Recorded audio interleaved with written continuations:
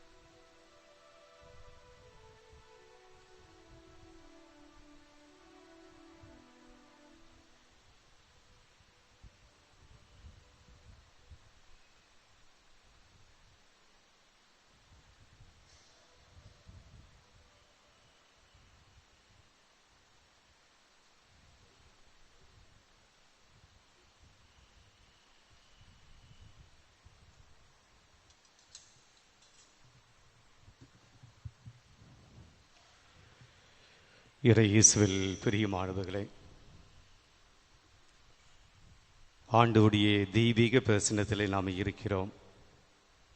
கடவுள் நம்மோடு இம்மானுவேல் என்று இந்த உலகத்தில் 2000 ஆண்டுகளுக்கு முன்பாக மனிதனாக பிறந்த ஆண்டவர் இயேசு இம்மானுவேலாக கடவுள் நம்மோடாக வந்து இந்த உலகத்தில் பிறந்த ஆண்டவர் இயேசு உங்களை விட்டு விலகுவதில்லை, உங்களை கைவிடுவதில்லை என்று சொன்ன ஆண்டவர் நம்மோடு என்றும் இருக்கும்படியாக நற்கனையை ஏற்படுத்தி இந்த நற்கனை வடிவில் நம்முடைய மத்தியிலே வந்திருக்கிறார்.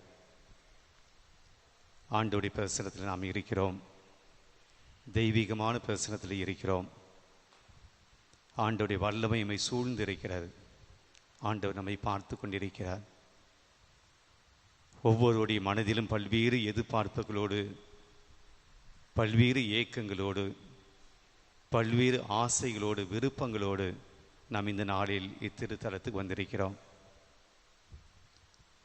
நமக்கு முன்பாக இருக்கக்கூடிய கடவுள் போற்றுதற்குரிய கடவுள், ஆராதனைக்குரிய கடவுள், எல்லா வல்லமையும், எல்லா ஆற்றலும், எல்லா சக்தியும், எல்லா பலமும் கொண்டிருக்கக்கூடிய கடவுள்.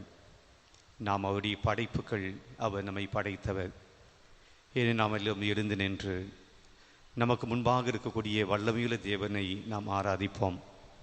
விண்ணகத்தில் 24 மணி நேரம் வான தூதர்கள் தூயவர் தூயவர் தூயவர் என்று சொல்லி இந்த தேவனை ஆராதிக்கிறார்கள். வானதூதர்கள், புனிதர்கள் எல்லோரும் அரியணையில் வீற்றிருக்கக்கூடிய ஆட்டுக்குட்டியாம் இறைவனை, செம்மறியாம் இறைவனை ஆராதித்து தொழுது கொண்டிருக்கிறார்கள். இந்த ஆராதனையை நாம் துவங்கியிருக்கிறோம். நாமும் ஆண்டவரை ஆராதிப்போம் மகிழ்ச்சியோடு, சந்தோஷத்தோடு. உம்மை பாடாத நாள் இல்லையே என்று சொல்லி என்னாலும் உங்களை போற்றுகிற மக்களாய், உம்மை துதிக்கிற மக்களாய் நாங்கள் இருக்கிறோம் என்று சொல்லி ஆண்டவரை நாம் கரங்களை தட்டி துதித்து போற்றி பாடுவோம்.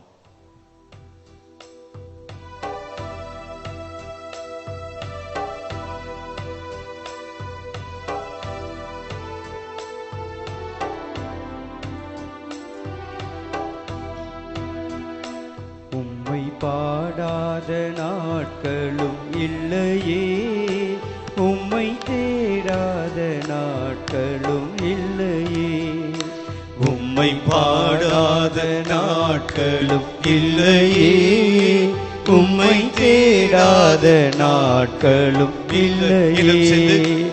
உம்மை பாடாத நாட்களும் இல்லையே, உம்மை தேடாத நாட்களும் இல்லையே. உம்மை அல்லாமல் யாரை நான் நேசிப்பேன், உம்மை அல்லாமல் யாரை நான் நேசிப்பேன். உனக்காக அல்லாமல் யாருக்காக வாழுவேன், உனக்காக அல்லாமல் யாருக்காக வாழுவேன். நம்புங்கப்பா உந்தன் பிள்ளையை, நம்புங்கப்பா உந்தன் பிள்ளையை, நம்புங்கப்பா உந்தன் பிள்ளையை,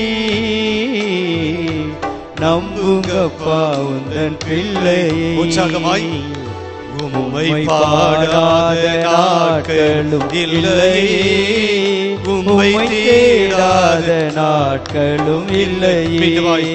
உம்மை பாடாத நாட்களும் இல்லையே, உம்மை தேடாத நாட்களும் இல்லையே.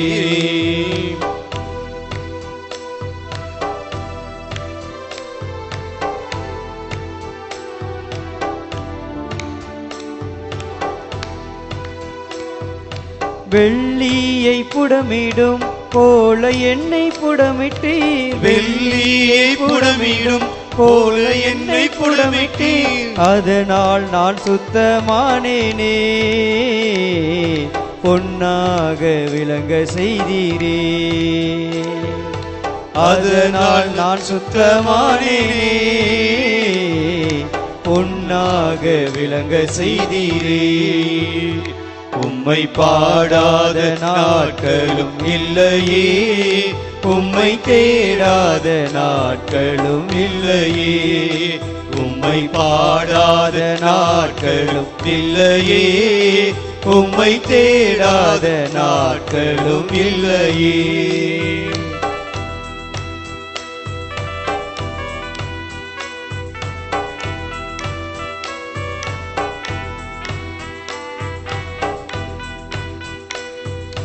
பொருத்தனைகள் நிறைவேற்றி ஸ்தோத்திரங்கள் செலுத்துவேன், பொருத்தனைகள் நிறைவேற்றி ஸ்தோத்திரங்கள் செலுத்துவேன். ஆராதித்து உம்மை உயர்த்துவேன், நம்புங்கப்பா உந்தன் பிள்ளையை. ஆராதித்து உம்மை உயர்த்துவேன். நம்புங்கப்பா உந்தன் பிள்ளையை. உம்மை பாடாத நாட்களும் இல்லையே, உம்மை தேடாத நாட்களும் இல்லை. தொடர்ந்து உம்மை பாடாத நாட்களும் இல்லை. ஆண்டவரை துதிப்போம். ஆண்டவரை உம்மை போற்றுகிறோம், உம்மை புகழுகிறோம், உமக்கு நன்றி செலுத்தும் என்று சொல்லி ஆண்டவரை நாம் போற்றுவோம். தொடர்ந்து ஆராதிப்போம். உம்மை தேடாத நாட்களும் இல்லையே, உம்மை பாடாத நாட்களும் இல்லையே, உம்மை தேடாத நாட்களும் இல்லையே, உம்மை பாடாத நாட்களும் இல்லையே, உம்மை தேடாத நாட்களும் இல்லையே, உம்மை பாடாத நாட்களும் இல்லையே, உம்மை தேடாத நாட்களும் இல்லையே. உம்மை பாடாத நாட்களும் இல்லையே, உம்மை தேடாத நாட்களும் இல்லையே. ஆண்டவரை நாம் துதிப்போம். நமக்கு முன்பாக இருக்கக்கூடிய வல்லமையுள்ள தேவன் நம்மை பாதுகாத்து பராமரித்து ஒவ்வொரு நாளும் தன்னுடைய உள்ளங்களை வைத்து கண்மணி போல நம்மை காத்து வரக்கூடிய ஆண்டவரை நம்முடைய மனதால் நம்முடைய உள்ளத்தினால் ஆண்டவருக்கு நன்றி சொல்லி ஆண்டவரை உம்மை போற்றுகிறேன், உம்மை புகழ்கிறேன், உமக்கு நன்றி செலுத்துகிறேன், உம்மை ஆராதிக்கிறேன், உம்மை வணங்குகிறேன், உம்முடைய பெயரை நான் உச்சரிக்கிறேன், உம்முடைய பெயரை நான் போற்றுகிறேன் சொல்லி நம்முடைய சொந்த வார்த்தையினால் ஆண்டவரை நாம் போற்றி புகழ்வோம்.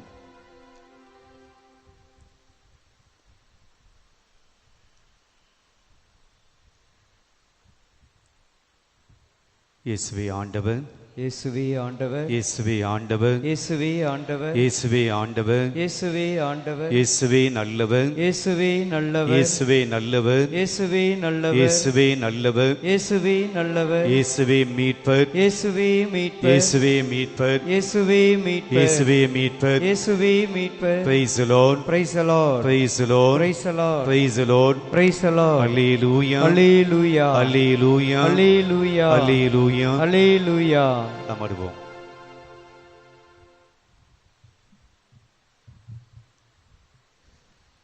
இந்த நற்கருணை ஆராதனையில் பங்கேற்க வந்திருக்கக்கூடிய உங்களை ஒவ்வொருவரையும் ஆண்டவர் இயேசுவினுடைய வல்லமையுள்ள நாமத்தினால் உங்களை அன்போடு வரவேற்கிறேன். நம்ம எல்லாருமே இந்த காலகட்டத்தில் ரொம்ப பிஸியாக இருந்து கொண்டிருக்கலாம். கிறிஸ்து பிறப்பு விழாவுக்காக பல்வேறு விதங்களில் நம்மை தயாரித்து கொண்டு இருக்கலாம். உங்களுடைய வீடுகளுக்கு உங்களுடைய பங்குகளில் இருந்து கேரல்ஸ் வந்திருப்பாங்க, அப்படி தானே? தலையாட்ட மாட்டேந்து வந்திருப்பாங்க. நீங்கள் கேரல்ஸு போயிருப்பீங்க. நம்முடைய பிள்ளைகளுக்கு நம்முடைய வருமானத்துக்கு ஏற்ற போல ஏதாவது புது துணி வாங்கி கொடுக்கலாம் அப்படி யோசிச்சிருப்பீங்க. வாங்கி வச்சிருப்பீங்க. வாங்கலாம் அப்படின்னு சொல்லி முடிவெடுத்திருப்பீங்க. அதுக்குண்டான பணத்தை எப்படி எங்கே கேட்டு எப்படி செலவு செய்யலாம் என்று யோசிச்சிருப்பீங்க. ஆக உடைகள் இருப்பதுக்குண்டான ஒரு ப்ரிப்பரேஷன் நடந்து கொண்டு இருக்கலாம். அடுத்து கிறிஸ்மஸ் அன்னைக்கு என்ன சமையல் செய்யலாம், என்ன பிள்ளைகளுக்கு என்ன செஞ்சு கொடுக்கலாம், அப்படி ஒரு உணவு பற்றிய ஒரு தயாரி. சில பேர் பாடகக்குழுவில் இருப்பீங்க. பாடகக்குழு புதிய பாடல்கள் கிறிஸ்மஸுக்காக அப்படி பாடல் பயிற்சி நடந்து கொண்டிருக்கலாம். இன்னும் பல்வேறு காரியங்கள் நம்முடைய வீட்டில் குடில் போடுவது, ஸ்டார் கட்டுவது அல்லது வீட்டை சுத்தம் பண்ணுவது அப்படின்னு சொல்லி பல காரியங்கள் கிறிஸ்து பிறப்பு விழாவுக்காக தயார் செய்து கொண்டிருக்கலாம். அப்படி தானே? செய்கிறீங்களா இல்லையா? இல்லை, நான் எதுவும் கேட்க போகிறதில்லை. செய்கிறீங்களா இல்லையா? ஓகே, ஆமாம் செய்கிறோம் ஃபாதர்னா. இப்போ ஃபாதர் எதை கேட்பார்? ஒன்றும் கேட்க மாட்டோம். ஓகே. ஆனால் எப்பவும் எல்லாரும் சொல்வது போல அந்த தயாரிப்பு போதுமானதான்னா இல்லை. நம்முடைய இல்லத்தை தூய்மைப்படுத்த வேண்டும், நல்லது, கண்டிப்பாக. நம்முடைய பிள்ளைகளுக்கு இந்த திருவிழா சமயத்தில் அந்த பிள்ளைகளை மகிழ்ச்சி படுத்தினோம், நல்லது. பண்டிகை காலத்தில் பிள்ளைகளுக்கு புது துணியை போட்டு அவர்கள் மகிழ்ச்சி அடைவதை பார்த்து அப்பா அம்மா சந்தோஷப்படணும், நல்லது. நம்முடைய குடும்பத்தாருக்கு உற்சாக உறவினர்களுக்கு நம்மால் முடிந்த நல்ல உணவை செய்து அதை பகிர்ந்து கொள்வது, நல்ல உணவை சாப்பிடுவது நல்லது. வருஷம் ஃபுல்லாக நம்ம கிறிஸ்மஸ் விழாவை கொண்டாட போறதில்லை, ஆண்டுக்கு ஒரு தடவை தான் கிறிஸ்மஸ் விழாவை கொண்டாடுகிறோம். ஆக நல்ல உணவை சமைத்து நம்முடைய உறவினர்களோடு பகிர்ந்து கொள்வது, சொந்த பந்தங்களோடு பகிர்ந்து கொள்வது நல்லது, அவசியமானது. இந்த விழாவை வெளிப்படுத்தக்கூடிய நம்முடைய இல்லத்தில் ஸ்டார்ட் கட்டுவது, குடிலை போடுவது நல்லது, தப்பு கிடையாது. இன்னும் கேரல்ஸ் போவது, நம்முடைய வீட்டுக்கு கேரல்ஸை வர வைப்பது நல்லது. நம்முடைய சொந்த பந்தங்களுக்கெல்லாம் போயிட்டு நாம் செய்த பலகாரங்களை இப்போ யாரும் செய்தெல்லாம் கடையில் தான் வாங்கி கொடுக்குறோம், வாங்கி கொடுப்பது நல்லது, எல்லாம் நல்லது, தப்பு கிடையாது. விழா என்றால் அப்படி இருக்க வேண்டும், அது தவறு கிடையாது. விழாவை கொண்டாட வேண்டும். ஆண்டவருடைய பிறப்பின் விழாவை நாம் சந்தோஷமாக கொண்டாட வேண்டும். நம்மால் முடிந்த உதவிகளை ஏழை எளிய மக்களுக்கு செய்ய வேண்டும். நிறைய பேர் நம்முடைய பங்கில் ஏழை எளிய மக்களுக்கு புடவைகள் போர்வைகள்லாம் வாங்கி கொடுத்தாங்க. நிறைய ஏழை மக்களுக்கு நம்ம உதவி செஞ்சிருக்கிறோம், அவங்க சந்தோஷப்பட்டு இருப்பாங்க. பங்கு தந்தையர்கள் நன்றி சொல்லி இருக்கிறாங்க, என்னுடைய மக்களுக்கு நீங்கள் உதவி செஞ்சிருக்கிறீங்க, நன்றி. அந்த சந்தோஷம் மகிழ்ச்சி நல்லது. ஆனால் இது மட்டும் போதாது. ஆண்டவருடைய பிறப்பின் விழாவுக்கு இது போதாது. ஆண்டுடைய பிறப்பின் விழாவுக்கு என்ன செய்யணும் என்பதை தான் இன்றைய நற்கனை ஆராதனையில் உங்களோடு நான் பகிர்ந்து கொள்ள விரும்புகிறேன். நீங்கள் செய்கிறீங்களோ இல்லையோ, ஆனால் ஆண்டவர் தன்னுடைய பிறப்பின் விழாவுக்கு எதைத்தான் எதிர்பார்க்கிறார். பிரியமானவர்களே, விவிலியம் வைத்திருக்கிறதை எடுத்துக்கொள்ளுங்கள். இந்த கிறிஸ்து பிறப்பு விழாவுக்கு ஆண்டவர் நம்மை என்ன செய்ய சொல்லுகிறார்? லூக்கா நற்செய்தி 1ஆம் அதிகாரம் 35வது இறை வார்த்தை. லூக்கா நற்செய்தி 1ஆம் அதிகாரம் 35வது இறை வார்த்தை. இவ்வளோ லேட் ஆகும்.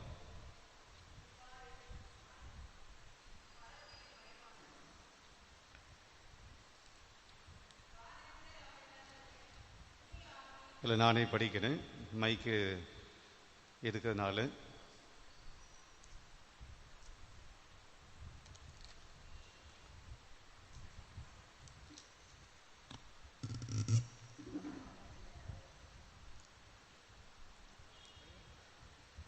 அதுக்கு மரியா வானதூதரிடம், இது எப்படி நிகழும், நான் கன்னியாயிற்று என்றார். இந்த பகுதியினுடைய பின்னணி நமக்கு தெரியும். அன்னை மரியாளுக்கு ஆண்டுடைய தூதர் வந்து மங்கள வார்த்தை சொல்லுகிறார். அப்போது அன்னை மரியாள் வானதூதர்கிட்ட கேட்குறாங்க, எனக்கு எப்படி குழந்தை பிறக்கும், நானும் கணவனை அறியேனே, நான் ஒரு கன்னி பெண் ஆயிற்று, எனக்கு எப்படி குழந்தை பிறக்கும், ஆக இது எப்படி நிகழும், நான் கன்னி ஆயிற்று என்றார். அங்கிருந்தான் இன்றைக்கு உண்டான சிந்தனை நான் எடுக்கிறேன். வானதூதர் மறுமொழியாக அவரிடம், அன்னை மரியாவிடம், தூய ஆவி உம்மீது வரும், உன்னதரின் வல்லமை உம்மேல் நிழலிடும், ஆதலால் பிறக்க போகும் குழந்தை தூயது, அக்குழந்தை இறைமகன் எனப்படும். அப்ப வானதூதர் அன்னை மரியாவோடு சொல்லக்கூடிய வார்த்தைகள் இதுதான், தூய ஆவி உம்மீது வரும், உம்முடைய ஆண்டவருடைய வல்லமை உம்மேல் நிழலிடும், பிறக்க போகும் குழந்தை தூயது. அடுத்த வசனத்தில் நாம் பின்னாடி போய் பார்த்தோம்னா, வானதூதர் எல்லாம் சொல்லி முடிச்ச பின்னாடி அன்னை மரியாள் வானதூதருக்கு ஒரு பதிலை சொல்லுவாங்க.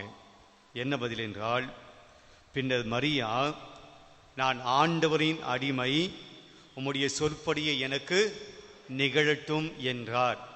இப்போ வானதூதர் என்ன சொன்னாங்க, உம்மீது தூய ஆவி வரும். அப்ப அன்னை மரியாவுடைய பதில் என்ன, என் மீது தூய ஆவி வரட்டும், என் மீது தூய ஆவியினுடைய வல்லமை என் மீது வர வேண்டும், உம்முடைய சொற்படியை எனக்கு ஆகட்டும். இப்ப அன்னை மரியாள் தூய ஆவி தன் மீது வருவதற்கு அன்னை மரியாள் அலோவ் பண்றாங்க, அனுமதி அளிக்கிறாங்க.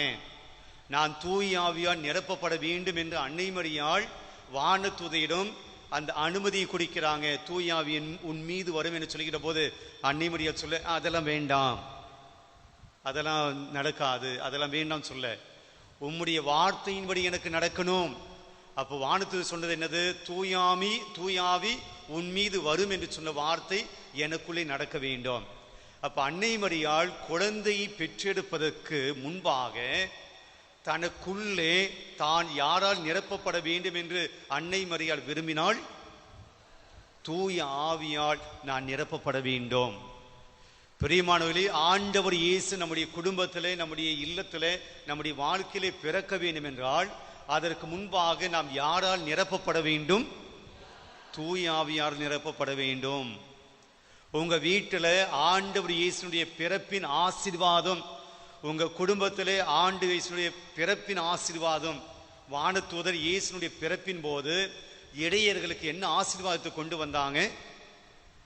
இடையர்களை பார்த்தபோது பெத்லகேமில் ஆண்டவர் இயேசு பிறந்திருக்கிறார், மெசியா பிறந்திருக்கிறார் அப்படின்னு சொல்லி இடையர்களுக்கு வானதூதர் சொன்ன போது என்ன ஒரு ஆசீர்வாதத்தை கொண்டு போனாங்க இடையர்களுக்கு? உன்னதங்களிலே கடவுளுக்கு மகிமை உண்டாவதாக, பூவுலகில் எல்லாம் பார்த்து இது முடிங்க.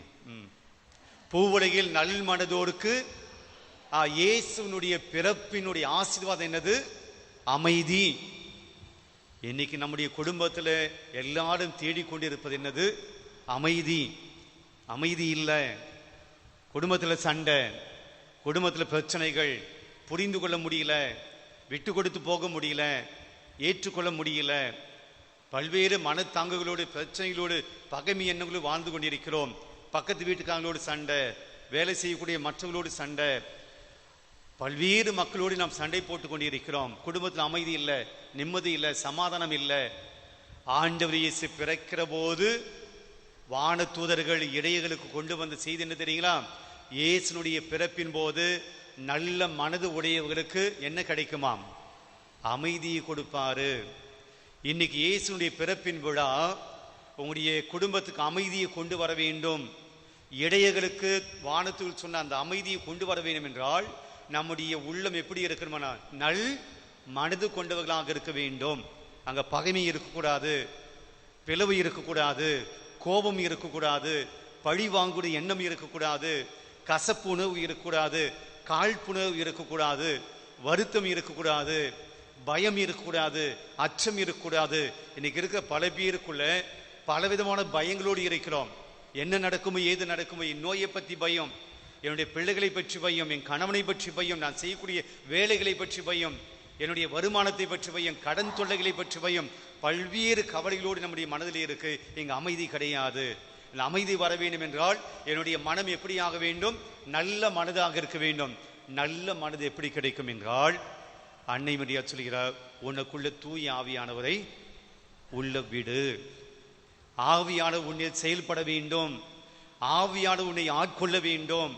எனவே இயேசுவை தன்னுடைய உதிரத்தில் அன்னை மரியாள் பெற்றெடுப்பதற்கு முன்னாடி அன்னை மரியாள் தனக்குள்ள யாரை அனுமதித்தாள்? தூய ஆவியாரை அனுமதித்தாள். அப்ப இந்த கிறிஸ்து பிறப்பு விழாவை ஆண்டவர் இயேசு உங்க குடும்பத்தில் பிறக்கணும்.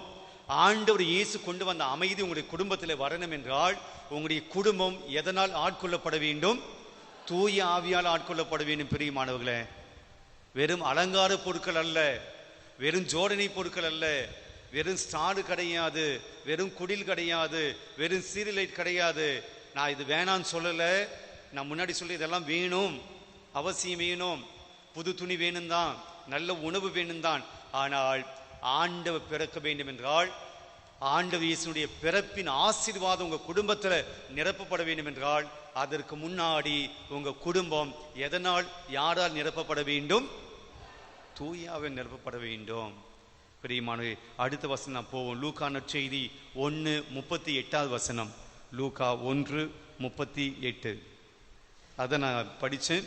அதுக்கடுத்து மத்தேயு 3:16. மத்தேயு நற்செய்தி 3ஆம் அதிகாரம் 16வது வசனம்.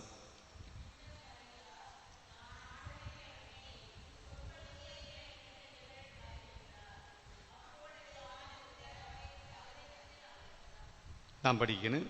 3:16 மத்தேயு 3:16. இயேசு திருமுழுக்கு பெற்ற உடனே தண்ணீரை விட்டு வெளியேறினார். இயேசு திருமுழுக்கு எந்த நதியிலே வாங்கினார்? யோர்தான் நதியிலே வாங்கினார். யாரு திருமுழுக்கு கொடுத்தது? திருமுழுக்கு யோவான் இயேசுவுக்கு திருமுழுக்கு கொடுத்தார். இப்பொழுது அந்த நிகழ்ச்சி இயேசு திருமுழுக்கு பெற்ற உடனே தண்ணீரை விட்டு வெளியேறினார். உடனே இதோ வானம் திறந்தது, கடவுளின் ஆவி புறா இறங்குவது போல தம்மீது இறங்கி வருவதை அவர் கண்டார். இயேசு தன்னுடைய பொது வாழ்க்கை செல்ல போகிறார், பணி வாழ்க்கைக்கு செல்ல போகிறார். ஞானஸ்தானம் வாங்கினார். வாங்கிய உடனே தன் மீது யார் வருவதை இயேசு பார்த்தாராம்? தூய ஆவி வருவதை பார்த்தார். தன் மீது ஆவியானுடைய வல்லமை இறங்குவதை இயேசு கண்டார். இப்ப இயேசு தூய ஆவியை பார்த்து வேணாம் அப்படின்னு சொல்லல. நான் கடவுளுடைய மகன், தூய ஆவி எனக்கு வேண்டாம் அப்படி இயேசு சொன்னாரா? இல்லை. இயேசு தன் மீது ஆவியானவர் வருவதை அவர் கண்டார். தன் மீது வரக்கூடிய ஆவியானவரை இயேசு அலோவ் பண்ணாரு, அனுமதித்தார். தான் ஆவியால் நிரப்பப்பட வேண்டும் என்பதை, ஆவியானவர் தன்னை முழுமையாய் ஆட்கொள்ள வேண்டும் என்பதை இயேசு அனுமதித்தார். இந்த வார்த்தை எங்க இருக்கு? லூக்கா நற்செய்தி 4ஆம் அதிகாரத்தில் நாம் பார்க்கிறோம். லூக்கா நற்செய்தி 4ஆம் அதிகாரம், பிரியமானவர்களே, 18வது வசனம் வாசியுங்கள். ஆண்டவருடைய ஆவி என்மேல் உள்ளது. ஆண்டவருடைய ஆவி என்மேல் உள்ளது. யார் சொல்றது இது? எல்லாம் இங்கதான் இருக்கீங்களா? ஆண்டவருடைய ஆவி என்மேல் உள்ளது என்று யார் சொன்னது? இயேசு சொல்றார். யோர்தான் நதிக்கரையிலே திருமுழுக்கு எடுத்த போது ஆவியானவர் என் மீது வருவதை நான் பார்த்தேன்னு சொன்ன இயேசு இங்க சொல்றாரு, ஆண்டவருடைய ஆவி என்மேல் உள்ளது, ஏனில் அவர் என்னை அருள் பொழிவு செய்தார், அபிஷேகம் செய்தார். அப்ப இயேசு சொல்றாரு, நான் ஆவியால் நிரப்பப்பட்டேன், நான் ஆவியாரால் ஆட்கொள்ளப்பட்டிருக்கிறேன், ஆவி என் மேல் இருக்கு, தூய ஆவி என் மேல் இருக்கிறது. பாருங்க, அன்னை மரியா தூய ஆவி தன்னுடைய உள்ளத்தில் தன்னுடைய வாழ்க்கைக்குள் அனுமதிச்சாங்க. இயேசுவும் தூய ஆவியாரை தன்னுடைய வாழ்க்கையில அனுமதிச்சாங்க. பெரியமானவர்களே, தீத்து 3ஆம் அதிகாரம் 6-7 வசனத்துல நாம் என்ன பார்க்கிறோம்? நானே படிக்கிறேன். ஒரு காலத்தில் நாம் அறியாமையில் இருந்தோம். தீத்து 3ஆம் அதிகாரம் 3 முதல் 7 வசனம் வரையிலும் நாம் ஒரு காலத்தில் அறியாமையில் இருந்தோம், கீழ்ப்படியாமல் இருந்தோம், நெறி தவறி சென்றோம், தீய நாட்டங்களுக்கு அடிமைகளாய் இருந்தோம், தீமையிலும் பொறாமையிலும் உழன்றோம், காழ்ப்புணர்ச்சி கொண்டவராய் ஒருவர் மற்றவரை வெறுத்தோம். இதெல்லாம் எப்போ அப்படின்னா, தூய ஆவி பெறுவதற்கு முன்னாடி நாம் இருந்த நிலையை சொல்லுகிறார். தீத்து என்ன சொல்றாரு? தூய ஆவி பெறுவதற்கு முன்னாடி, இயேசுவை பெறுவதற்கு முன்னாடி இஸ்ராயல் மக்கள் அல்லது பிற இனத்தார் மக்கள் எப்படி இருந்தாங்களாம்?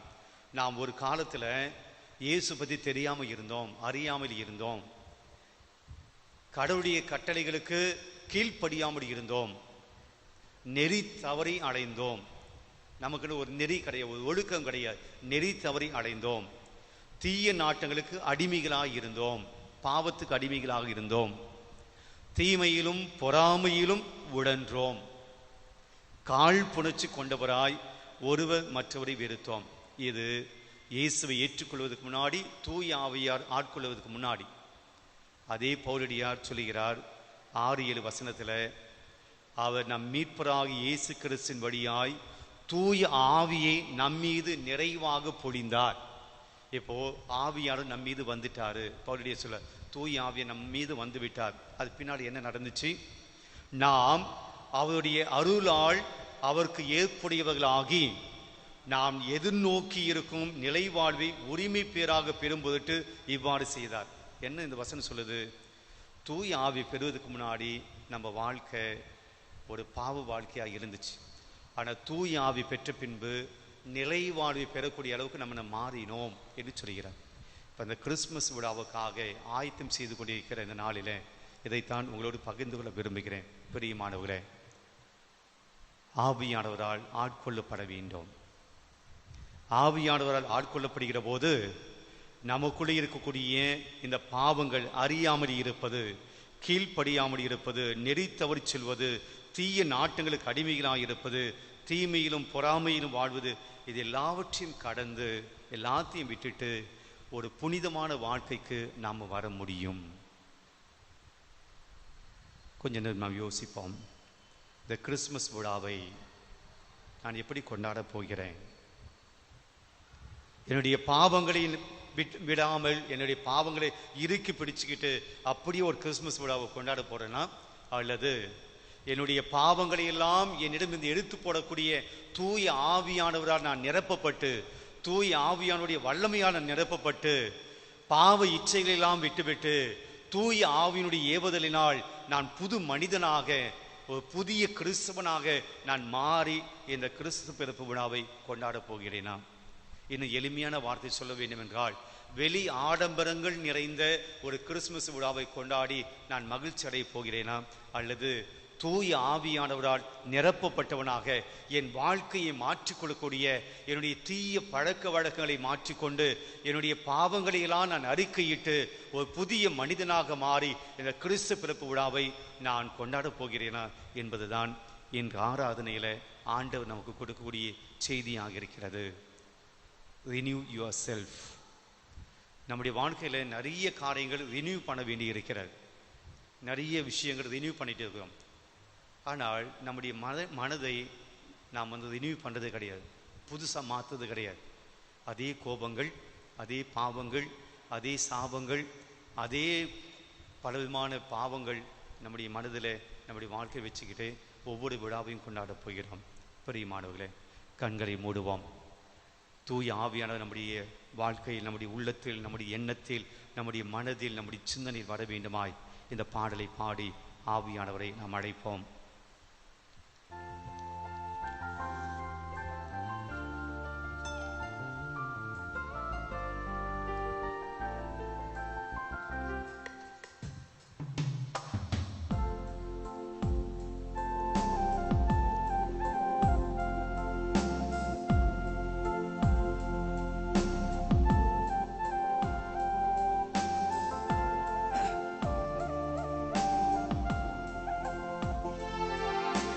வாரும் தூய ஆவியே, உம் பிரசன்னத்தை வாஞ்சிக்கின்றோ, உம் வல்லமையால் என்னை நீரைத்து நீராளுகை செய்யும். பக்தியோடு உணர்ந்து வாரும் தூய ஆவியே, உம் பிரசன்னத்தை வாஞ்சிக்கிறோ, உம் வல்லமையால் என்னை நீரைத்து நீராளுகை செய்யும். மீண்டும் சேர்ந்து பாடுவோம். வாரும் தூய ஆவியே, உம் பிரசன்னத்தை வாஞ்சிக்கிறோ, உம் வல்லமையால் என்னை நீரைத்து நீராளுகை செய்யும். ஜீவ தண்ணீர் கொடுக்கிற ஆவியானவர், நம்முடைய தாகத்தை தீர்க்கக்கூடிய ஆவியானவர், ஆண்டவரே வாழ்வு தரக்கூடிய தண்ணீரை எனக்கும் தாரும், நான் மீண்டும் இந்த கிணற்று அருகிலே வராமல் இருக்க அந்த வாழ்வு தரக்கூடிய தண்ணீரை எனக்கு தாரும் என சொல்லி அந்த சமாரிய பெண்ணின் ஆண்டவர் இயேசுவிடம் கேட்டது போல நாம் ஆண்டவர் இயேசுவிடம் கேட்போம். ஆண்டவரே, என்னுடைய வாழ்க்கையிலே வாழ்வு தரக்கூடிய தண்ணீரை தாரும், அந்த ஊற்று தண்ணீரை தாரும். தாகத்தோடு இருக்கிறேன், வெற்றி கிணறாக இருக்கிறேன், தாகத்தோடு நான் இருக்கிறேன். தாகத்தை தணிக்கக்கூடிய அந்த தண்ணீரை எனக்கு தாரும், நிலைவாழ்வு எனக்கு தாரும் என்று சொல்லி தூய ஆவியானுடைய வல்லமையை கேட்போம். ஜீவ தண்ணீர் நீரே, தாகம் தீர்க்கும் ஊற்று, ஆலோசனை கர்த்தரே, என்னை ஆளுகை செய்யும். ஜீவ தண்ணீர் நீரே, தாகம் தீர்க்கும் ஊற்று, ஆலோசனை கர்த்தரே, என்னை ஆளுகை செய்யும். வாரும் தூய ஆவியே, உம் பிரசன்னத்தை வாஞ்சிக்கிறோம். உம் வல்லமையா என்னை நிறைத்து நீராளுகை செய்யும். அக்கினியாய் இருக்கக்கூடிய ஆவியானவரே, நெருப்பு வடிவாய் வந்து அன்னை மரியாள் மீது அப்போஸ்தலர் மீது இறங்கி ஆவியானவரே, பெருங்காற்றாய் வந்த ஆவியானவரே, இது எங்கள் மீது வாரும், எங்களுடைய இல்லத்திலே வாரும், எங்களுடைய குடும்பத்திலே வாரும், நாங்கள் இருக்கக்கூடிய வீட்டிலே வாரும், உங்களுடைய ஆவியால் நிரப்பும், உங்களுடைய வல்லமையால் நிரப்பும் என்று சொல்லி பாடுவோம். அக்கினியும் நீரே, பெரும் காற்றும் நீரே, பெருமழை போலவே உமாவியை ஊற்றும். அக்கினியும் நீரே, பெருங்காற்றும் நீரே, பெருமழை போலவே உமாவியை ஊற்றும். வாரும் தூய ஆவியே, உம் பிரசன்னத்தை வாஞ்சிக்கிறோம். உம் வல்லமையால் என்னை நிறைத்து நீராளுகை செய்யும். வாரும் தூய ஆவியே, உம் பிரசன்னத்தை நாங்கள் உம் பிரசன்னத்தை வாஞ்சிக்கிறோம். உம் வல்லமையால் உம்முடைய வல்லமையால் எங்களையும் எங்களுடைய குடும்பங்களையும் நிறைத்து நீராளுகை செய்யும். நீரே எங்களை ஆட்சி செய்யும்படியாய் ஆளுகை செய்யும்படியாய் வேண்டுகிறோம். நீராளுகை செய்யும்.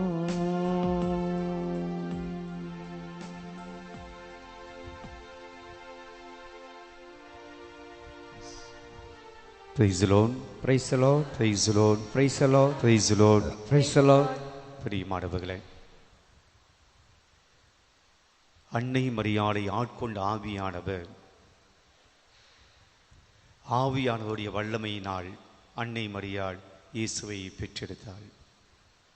அந்த குழந்தை எப்படி இருந்ததாம் நாம் வாசித்தோம். அந்த குழந்தை தூயது. ஆவியானவர் அன்னை மரியாளை ஆட்கொண்டதனால் அன்னை மரியாள் பெற்றெடுத்த குழந்தை எப்படி இருந்ததாம்? தூயது.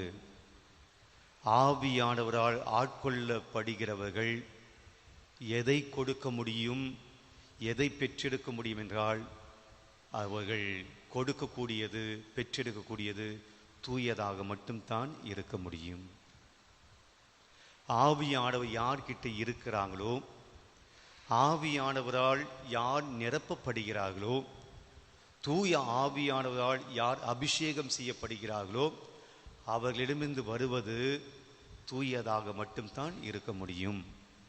அசுத்தமானது இருக்க முடியாது. பாவம் இருக்க வாய்ப்பு இல்லை. ஆண்டவுக்கு பிடிக்காதது அவர்களிடந்து ஒருபோதும் வர முடியாது. அவர்கள் பேசுவது எப்படி இருக்கும்? தூய்மையாக இருக்கும். அவர்கள் எண்ணுவது எப்படி இருக்கும்? தூயதாக இருக்கும். அவர்களுடைய செயல்கள் எப்படிப்பட்டவையாக இருக்கும்? தூயதாக இருக்கும். அங்கே எவ்விதமான பாவம் கலந்த எண்ணங்கள், அவர்களிடம் எவ்விதமான தீமை கலந்த செயல்பாடுகள் ஒன்றும் ஒருபோதும் இருக்காது. இப்போ நம்முடைய ஆன்மாவை, நம்முடைய மனசாட்சியை நாம் தொட்டு பார்க்க வேண்டும். நம்மிடம் ஆவியானவர் இருக்கிறாரா? தூய ஆவியானவரால் நாம் நிரப்பப்பட்டிருக்கிறோமா? தூய ஆவியானவரால் நிரப்பப்பட்டால் என் வார்த்தையில், நான் பேசக்கூடிய வார்த்தையில் கோபம், நான் பேசக்கூடிய வார்த்தையில் வெறுப்பு, நான் பேசக்கூடிய வார்த்தையில் இந்த உலகம் சார்ந்த பாவங்கள், நான் பார்க்கக்கூடிய என்னுடைய பார்வையில் இந்த உலகம் சார்ந்த பாவங்கள், நான் செய்யக்கூடிய என்னுடைய செயல்களில் இந்த உலகம் சார்ந்த செயல்கள், தீமைகள் இருக்குமா என்றால் இருக்காது. அப்படி இருக்கிறது என்றால் என்னிடம் யார் இல்லை? என்னிடம் தூய ஆவியானவர் இல்லை. தூய ஆவியானவர் தூயதை மட்டும்தான் கொடுக்க முடியும். பிரியமானவர்களே, இன்றைக்கு தூய ஆவியானவரால் ஆட்கொள்ளப்படுகிற போது நம்முடைய வாழ்க்கையில நடக்கக்கூடிய பல்வேறு காரியங்கள் இருக்கு. யாரெல்லாம் ஆவியானவர் ஆட்கொள்ளப்படுகிறார்களோ அவருடைய வாழ்க்கையிலே பல்வேறு காரியங்கள் நடக்கும். The benefits of Holy Spirit. ஆவியானவர் ஆட்கொள்ளப்படுகிற போது நம்முடைய வாழ்க்கையில நடக்கக்கூடிய நன்மைகள் என்ன? நிறைய காரியங்கள் இருக்கு, நிறைய வரங்கள், நிறைய கனிகள், அதெல்லாம் இருக்கிறது விவிலியத்தில். இன்று உங்களோடு ஒரே ஒரு நன்மையை நான் சொல்லி நிறைவு செய்கிறேன். தூய ஆவியாரால் நாம் ஆட்கொள்ளப்பட்டால் நம்முடைய வாழ்க்கையில ஏற்படக்கூடிய மாற்றம் என்ன?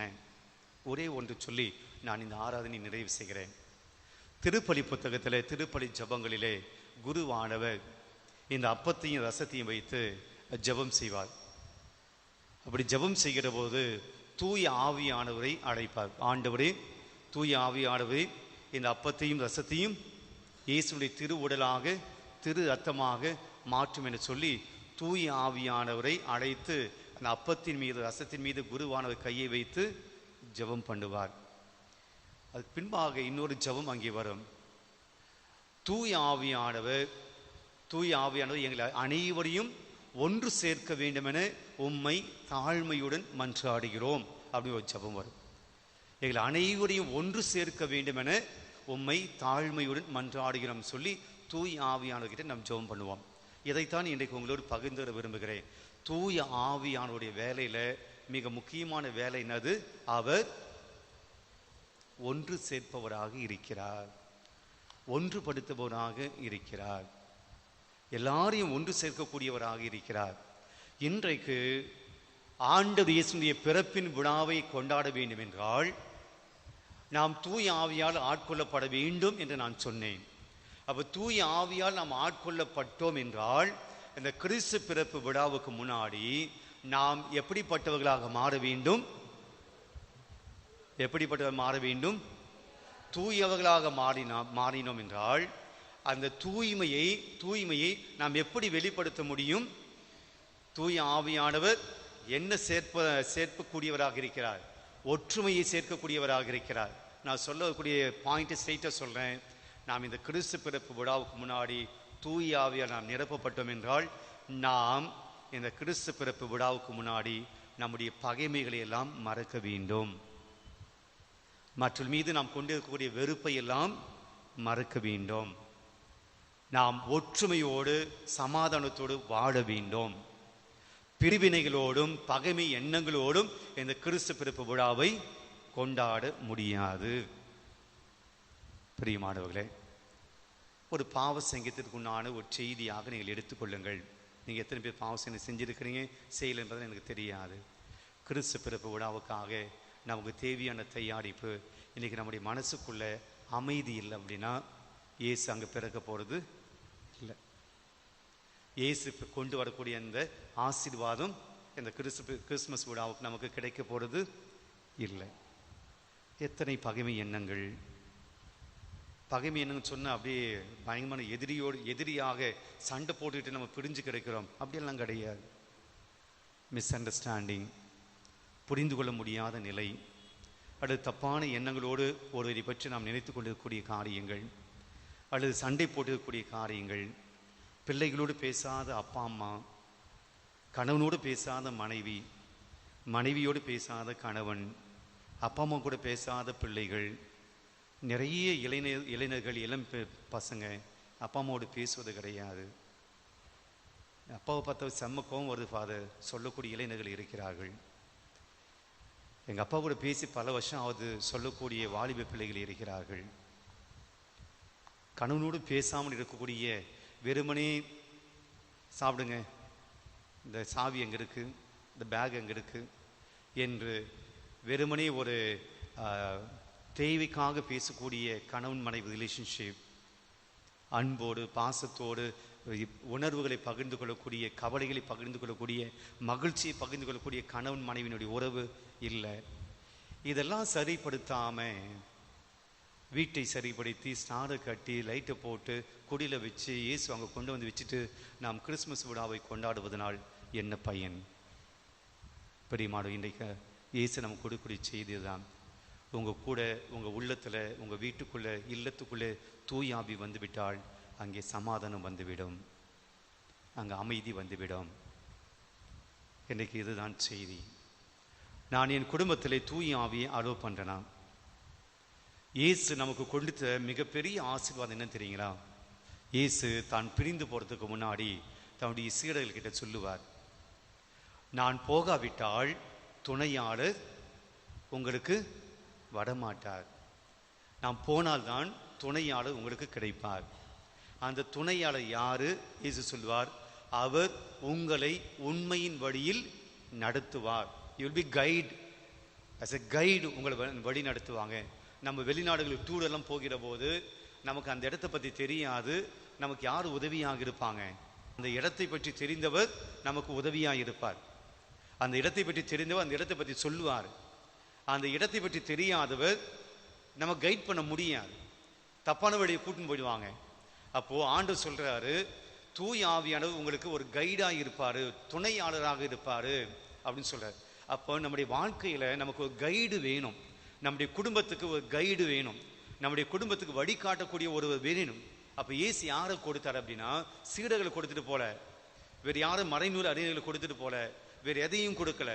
அவர் நமக்கு கைடாக கொடுத்தது, உன் கன்ஃபியூஷனான சமயத்தில், நீ குழம்பி போயிருக்கிற சமயத்தில், எப்படி போகிறது என்ன பண்ணுறது தெரியாத சமயத்தில், நீ ஒரு கவலை வருத்தத்தில் இருக்கக்கூடிய சமயத்தில் நீ யார்கிட்ட உதவி கேட்கணும் அப்படின்னா தூய் ஆவியானவர்கிட்ட கேளு அப்படின்னு சொல்லி ஆண்டவர் இயேசு நமக்கு கொடுத்த மாபெரும் கிஃப்ட் அப்படின்னா என்னதுன்னா ஆவியானவர். அப்போ அந்த ஆவியானவர் நம்ம வீட்டுக்குள்ளே வந்தார் அப்படின்னா, நம்முடைய குடும்பத்துக்குள்ளே வந்தார் அப்படின்னா, நம்முடைய வாழ்க்கைக்குள்ளே வந்தார் அப்படின்னா, நம்ம போகக்கூடிய பாதை நமக்கு சரியாக தெரியும், நம்ம செய்கிறது தப்பா ரைட்டா அப்படின்னு நமக்கு தெரியும், நம்ம என்ன செய்யணும் என்ன செய்யக்கூடாது அப்படின்னு நமக்கு அவர் சொல்லுவார். இன்னைக்கு ஆவியானவருடைய பிரசன்னம் நம்முடைய வீட்டில் இல்லை. அதனால் சண்டை, அதனால் குழப்பங்கள், அதனால் ஏமாற்றங்கள், தோல்விகள், வருத்தங்கள், கவலைகள், அச்சம், பயம். ஆவியானவருடைய இன்னொரு மாபெரும் கிஃப்ட் என்ன தெரியுங்களா? ஆவியானவரால் ஆட்கொள்ளப்பட்டவர்களுக்கு கிடைக்கக்கூடிய மாபெரும் ஒரு கிஃப்ட் என்ன தெரியுங்களா? பயம் இருக்காது, பயம் இருக்காது. ஆவியானவர் அப்போஸ்தலர் மீது இறங்கி வரார், நெருப்பு வடிவில் இறங்கி வரார். அதுவரையிலும் அந்த அப்போஸ்தலர்கள் பயத்தில் இருந்தாங்க. எங்கள் உயிருக்கு என்ன ஆகுமோ, எங்கள் வாழ்க்கைக்கு என்ன ஆகுமோ, நாங்கள் வெளியே போனோம் எங்களை கொண்டு போட்டுடுவாங்களோ அப்படின்னு சொல்லி பயத்தில் இருந்த அப்போஸ்தலர் மேலே என்னைக்கு ஆவியானவர் வந்தாரோ அன்னைக்கு முதலாக வெளியே போனாங்க. பயம் போயிடுச்சு, அச்சம் போயிடுச்சு. நீங்கள் என்ன பண்ணாலும் எங்களுக்கு கவலை இல்லை என்று வாழ்க்கையை துணிச்சலோடு எதிர்கொண்டாங்க. எங்களை யாரும் பயமுறுத்த முடியாது, நீங்கள் எங்களுக்கு கொண்டு போட்டாலும் கூட நாங்கள் பயப்பட மாட்டோம், பயம் இல்லாத வாழ்க்கை வாழ்ந்தோம் அப்படின்னு போனாங்க. ஏன், எப்படி முடிஞ்சது? ஆவியானவர் அவங்களை ஆட்கொண்டார். இன்னைக்கு உங்கள் வாழ்க்கையில், நம்ம வாழ்க்கையில் எல்லாத்துக்கும் பயந்து கொண்டிருக்கிறோம், எல்லாவற்றுக்கும் பயந்து கொண்டிருக்கிறோம். நம்முடைய உடலை பற்றிய பயம், நம்முடைய நோயை பற்றிய பயம், இந்த வலி என்னது, இந்த வேதனை என்னது, இந்த நோய் எங்கே கொண்டு போய் என்னை விட்டுடும், என் பிள்ளைகளுடைய எதிர்கால வாழ்க்கை எங்கே போகும், என் கணவனுடைய வாழ்க்கை எங்கே போய், என் மனைவியுடைய வாழ்க்கை எங்கே போகும், என்னுடைய எதிர்கால வாழ்க்கையில் நான் என்ன செய்ய போகிறேன், என்னுடைய கடன் தொல்லை எங்கே நீங்கும். நிறைய பயத்தோடு வாழ்ந்து கொண்டிருக்கிறோம் பிரியமான. காரணம், நம்முடைய மத்தியில் நம்ம கூட தூய ஆவியானவர் இல்லை. அதனால் தான் வானத்து சொன்னால் அன்னை மரியா பத்து ஆண்டவருடைய ஆவி உன்மீது வந்து இருக்கும் தங்கும்.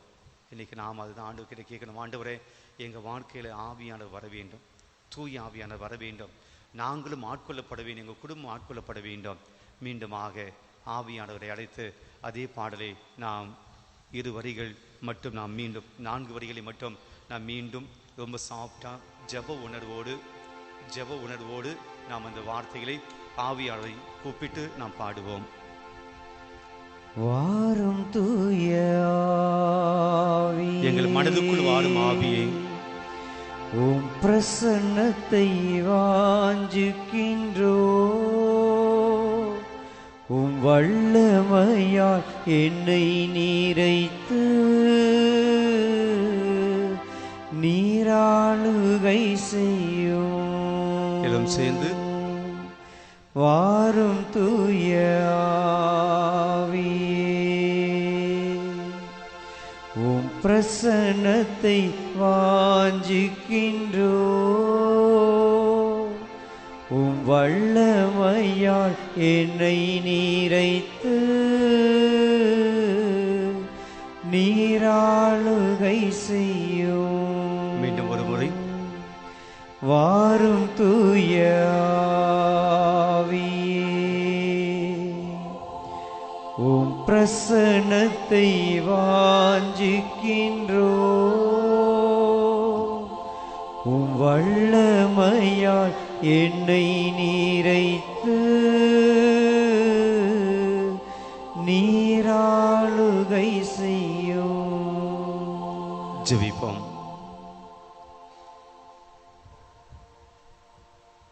ஆண்டவரை உற்று பார்த்த வண்ணமாக, நற்கரை ஆண்டவரை உற்று பார்த்த வண்ணமாய் நம்முடைய மனதில் இருக்கக்கூடிய அத்தனை காரியங்களையும் கவலைகளையும் வேதனைகளையும் பிரச்சனைகளையும் ஆண்டவரை கரத்தில் ஒப்பு கொடுத்து ஜெபிப்போம். ஆண்டவரே, உம்முடைய பிரசனத்தை தேடி வந்திருக்கிறோம். உம்முடைய பிரசனத்தில் நாங்கள் இருக்கிறோம். உம்மை நாங்கள் ஆராதித்து கொண்டிருக்கிறோம். நீர் எங்களுக்காக துணையாளராக விட்டு சென்ற தூய் ஆவியாரை பற்றி நாங்கள் சிந்தித்துக் கொண்டிருக்கிறோம். இந்த வேளையில் எங்களை ஆசீர்வதியும். அன்னை மரியாவின் மீது வந்த அதே ஆவியானவர், அன்னை ஞானஸ்தானம் எடுத்த போது மீது வந்த அதே ஆவியானவர், பயத்தினால் அறைக்குள்ளே ஒளிந்து கொண்டிருந்த அப்போஸ்தலர் மீது வந்த அதே ஆவியானவர், இதோ இந்த நாளில் எங்கள் மீது வர வேண்டும், எங்கள் உள்ளத்தில் தங்க வேண்டும். எங்களுக்குள் இருக்கக்கூடிய அறியாமை, எங்களுக்குள் இருக்கக்கூடிய கீழ்ப்படியாமை, எங்களுக்குள் இருக்கக்கூடிய நெறி தவறிய வாழ்க்கை, எங்களுக்குள்ளே இருக்கக்கூடிய தீய நாட்டங்கள் மீது பற்று, எங்களுக்குள்ளே இருக்கக்கூடிய பொறாமை, எங்களுக்குள்ளே இருக்கக்கூடிய காழ்ப்புணர்வு, எங்களுக்குள்ளே இருக்கக்கூடிய வெறுப்புணர்வு, எல்லாவற்றையும் உம்முடைய ஆவியானவருடைய வல்லமையால் எங்கள் உள்ளத்திலிருந்து எடுத்து போடும்படியாக ஜெபிக்கிறோம். இதோ உம்முடைய பிறப்பின் விழாவுக்காக ஆயத்தம் செய்து கொண்டிருக்கிற எங்களுடைய உள்ளங்களை ஆண்டவரே உம்முடைய ஆவியினால் தூய்மைப்படுத்தும். என்னுடைய உள்ளத்தில் இருக்கக்கூடிய எல்லா விதமான பாவ எண்ணங்கள் நீங்குவதாக, கசப்பான எண்ணங்கள் நீங்குவதாக, என்னுடைய உள்ளத்தில் இருக்கக்கூடிய காயங்கள் நீங்குவதாக, என்னுடைய உள்ளத்தில் இருக்கக்கூடிய வருத்தங்கள் நீங்குவதாக. ஆண்டவரே, எங்களுடைய உள்ளத்தை தூய்மையாக்கும். வெண்பனி போல எங்களுடைய உள்ளத்தை தூய்மையாக்கும். எங்களுடைய பாவங்களை எல்லாம் கழுவும்படியாய், எங்களுடைய கண்களினால் நாங்கள் செய்த பாவங்கள், எங்களுடைய எண்ணங்களினால் நாங்கள் செய்த பாவங்கள், எங்களுடைய பேச்சினால் நாங்கள் செய்த பாவங்கள், எங்களுடைய செயல்களினால் நாங்கள் செய்த பாவங்கள், உம்மை விட்டு விலகி போன நேரங்கள், ஆண்டவரே எங்களுடைய பாவங்களை எல்லாம் மன்னிக்கும்படியாய் ஜெபிக்கிறோம். ஆண்டவரே, உம்மை விட்டு நாங்கள் பிரிந்து போயிருக்கிறோம். ஓதாரி மகனைப் போல உம்மை விட்டு நாங்கள் பிரிந்து போயிருக்கிறோம். உம்முடைய பிரசனத்தை விட்டு நாங்கள் பிரிந்து போயிருக்கிறோம். உம்முடைய அன்பை விட்டு நாங்கள் பிரிந்து போயிருக்கிறோம். உம்முடைய ஆசீர்வாதத்திலிருந்து நாங்கள் பிரிந்து போயிருக்கிறோம். பாவத்திலே வாழ்ந்த அந்த ஊதாரி மகன், அந்த பன்றியின் மத்தியிலே வாழ்ந்த அந்த ஊதாரி மகனை போல நாங்கள் சாத்தானுடைய பக்கத்திலே வாழ்ந்து கொண்டிருக்கிறோம். சாத்தானுடைய ஆதிக்கத்தில் நாங்கள் இருந்து கொண்டிருக்கிறோம். சாத்தானுடைய அடிமைத்தனத்தில் நாங்கள் இருந்து கொண்டிருக்கிறோம். ஆண்டவரே, ஏதோ அந்த ஊதாரி மகன் சொன்னானே, நான் ஆண்டவருக்கு எதிராக பாவம் செய்திருக்கிறேன், அப்பா உமக்கு எதிராக நான் பாவம் செய்திருக்கிறேன், இனிமேல் உடைய மகனை எனப்பட நான் தகுதியற்றவனாய் இருக்கிறேன், நான் எழுந்து செல்வேன், அப்பா உமக்கு முன்பாக ஆண்டவருக்கு முன்பாக நான் பாவம் செய்தேன், இனிமேல் உடைய பிள்ளையாக இருக்க நான் தகுதியற்றவனாக இருக்கிறேன், என்னை உடைய பணியாளனாக வைத்துக் கொள்ளும் என்று சொல்லி நான் என் தந்தையிடம் செல்வேன் என்று சொல்லி தந்தையிடம் வந்தானே. நாங்களும் அதுபோல வந்திருக்கிறோம். ஆண்டவரே, என்னுடைய பாவங்கள், என்னுடைய குற்றங்கள், என்னுடைய தீமைகள் எல்லாம் எங்களுடைய உள்ளத்தில் இருக்கின்றன. அவை அனைத்தையும் மன்னிக்கும்படியாய், உம்முடைய பிள்ளையாய் எங்களை ஏற்றுக்கொள்ளும்படியாக, உம்முடைய வீட்டில் எங்களுக்கு இடம் கொடுக்கும்படியாக, உம்முடைய பிள்ளையாய் இனி நாங்கள் வாழும்படியாக ஆண்டவரே எங்கள் பாவங்களை மன்னிக்கும்படியாய், எங்களுடைய குற்றங்களை மன்னிக்கும்படியாய் வேண்டுகிறோம். ஆண்டவரே, இதோ எங்களை உம்முடைய மகனாக ஏற்றுக்கொள்ளும், உம்முடைய மகளாய் ஏற்றுக்கொள்ளும் ஆண்டவரே. எங்களை ஆசீர்வதியும் ஆண்டவரே. இந்த கிறிஸ்து பிறப்பு விழா நாங்கள் தூய்மையான மனதோடு கொண்டாட, தூய்மையான சிந்தனையோடு கொண்டாட, தூய்மையான உள்ளத்தோடு கொண்டாட, எங்கள் வீட்டில் அமைதி உண்டாக, எங்களுடைய இல்லத்தில் சமாதானம் உண்டாகும்படியாய் ஆண்டவரை நீ கட்டளையிடும்படியாய், உம்முடைய கட்டளை கொடுக்கும்படியாய், எங்களுடைய பாவங்களை எங்களுக்கு விடுதலை கொடுக்கும்படியாய் நாங்கள் ஜெபிக்கிறோம் ஆண்டவரே. எங்களை ஆசீர்வதியும் ஆண்டவரே. உம்முடைய வல்லமையால் நிரப்பும் ஆண்டவரே. உம்முடைய கிருபையால் நிரப்பும் ஆண்டவரே. நன்றி இயேசுவே, நன்றி தகப்பனே. Praise the Lord, praise the Lord, praise the Lord, praise the Lord, praise the Lord, praise the Lord. மாண்பிய கீதம்.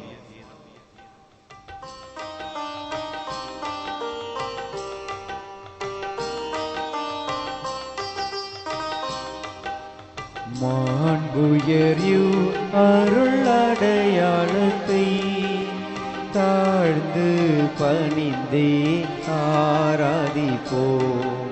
பழைய நியம முறைகள் அனைத்தும் இனி மறைந்து முடிவு பெறுக.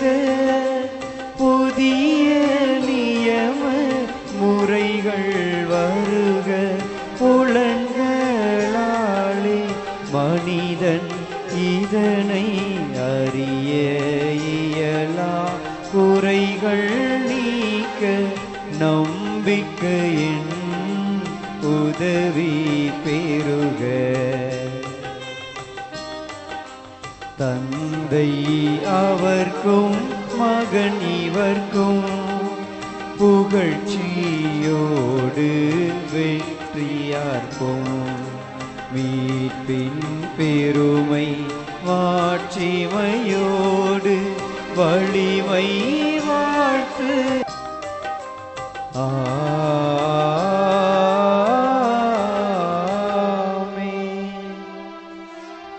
மன்றாடுவோமாக. இறைவா, இந்த வியப்புக்குரிய அருளடையாளத்திலே உம்முடைய பாடுகள் நினைவை எங்களுக்கு விட்டு சென்றீர். உமது திருவுடல் திருரத்தம் ஆகியவற்றின் தூய மறைபொருளை வணங்கும் நாங்கள் உமது மீட்பின் பயனை இடைவிடாமல் துழ்த்து உணர்ந்து மகிழ அருள்வீராக. தந்தையாகிய இறைவனோடு தூய ஆவியாரின் ஒன்றிப்பில் இறைவனாய் என்றென்றும் வாழ்ந்து ஆட்சி செய்கின்ற உம்மை மன்றாடுகின்றோம்.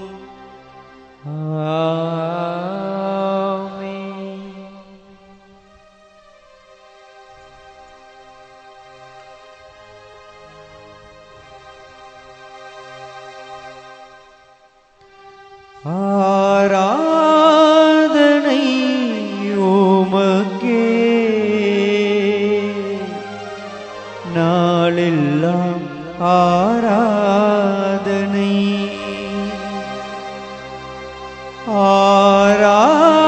ஆராதனை உமக்கே நாளெல்லாம் ஆராதனை. உம்முன்னே எனக்கு நிறைவான மகிழ்ச்சி உண்டு. எப்போதும் பேரின்பம் உண்டு.